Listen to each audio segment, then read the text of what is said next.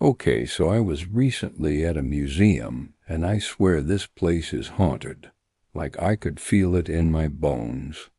I know it sounds dramatic, but hear me out.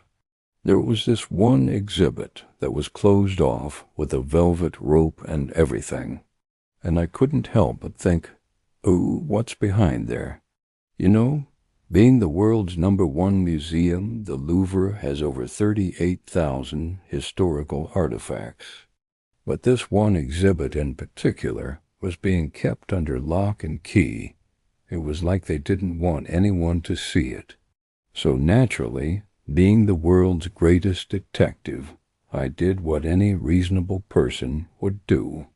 I went on Google Earth and found the basement entrance to the museum. I told my date, ooh, let's go check it out, even though she was literally just telling me about how she saw a ghost in the museum earlier.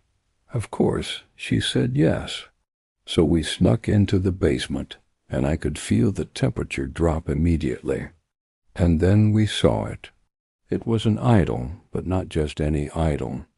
This thing was whispering my name. At first I thought it was just a recording, like they do for the mummies in King Tut's tomb. But no, it was definitely whispering my name.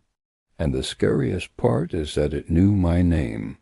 Now, I don't want to sound crazy or anything, but I could have sworn this thing was trying to speak to me.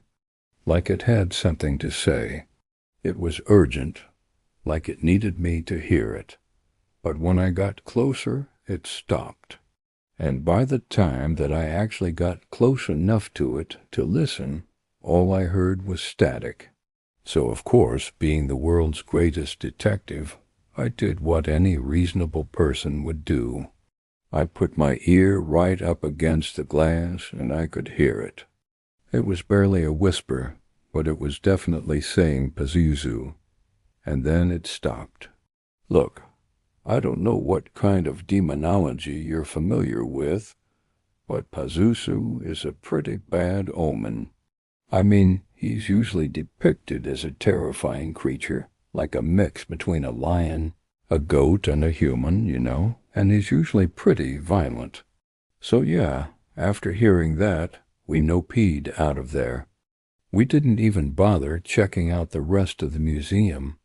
We just ran to the car and drove home. Like, does anyone else think it's weird that a museum would have a demon in their basement? Or is it just me?